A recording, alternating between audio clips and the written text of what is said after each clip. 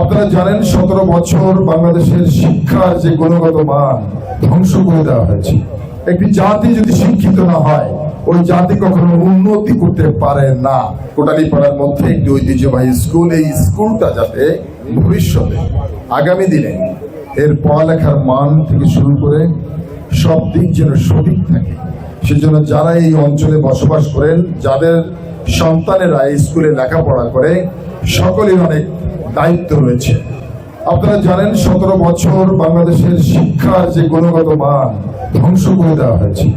পার্শ্ববর্তী একটি রাষ্ট্রের চক্রান্তে বাংলাদেশকে মেধাশূন্য করে দেওয়ার যে পরিকল্পনা, সেই পরিকল্পনা বাস্তবায়ন করতে গিয়ে 17 বছর বাংলাদেশের শিক্ষার মানকে ধ্বংস করে দেওয়া হয়েছিল। আমরা দেখেছি উপর থেকে শিক্ষকদেরকে চাপ প্রয়োগ করা হতো, ছেলে মেয়ে খাতায় লেখুক আর না লেখুক তাকে পাশ করিয়ে দিতে হবে।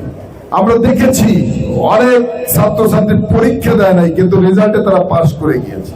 17 বছর এই দৃষ্টান্তগুলো স্থাপন হয়েছে, যার ফলশ্রুতিতে যেটা হয়েছে সেটা হচ্ছে এই স্কুলের গণ্ডি পেরিয়ে 5 GPA 5 গোল্ডেন 5 পেয়ে যখন তারা কলেজে ভর্তি হতে গিয়েছে, তখন দেখা গেছে ভর্তি পরীক্ষায় আর উত্তীর্ণ হতে পারছে না। কলেজের একই অবস্থা ছিল।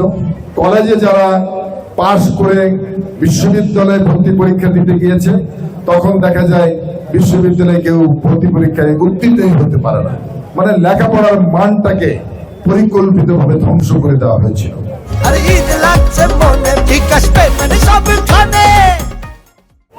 3 মাস বর্তমান নির্বাচিত সরকার ক্ষমতা অধিষ্ঠিত হয়েছে। গণপ্রজাতন্ত্রী বাংলাদেশ সরকারের মাননীয় প্রধানমন্ত্রী দেখেছেন এই শিক্ষার গুণগত মানকে উন্নয়নের জন্য উনি অনেক পদক্ষেপ গ্রহণ করেছেন, বাস্তব কর্মসূচি গ্রহণ করেছেন। আমরা বিশ্বাস করি তারেক রহমান যেভাবে এই দেশটাকে সামনের দিকে এগিয়ে নিয়ে যাওয়ার জন্য কাজ করছেন, কারণ একটি জাতি যদি শিক্ষিত না হয় ওই জাতি কখনো উন্নতি করতে পারে না। সেজন্য আমাদের ছেলে মেয়েদেরকে সঠিক শিক্ষিত করে আমরা গড়ে তুলবো, এটা প্রত্যেকটা অভিভাবকের দায়িত্ব এবং শিক্ষকদের দায়িত্ব রয়েছে।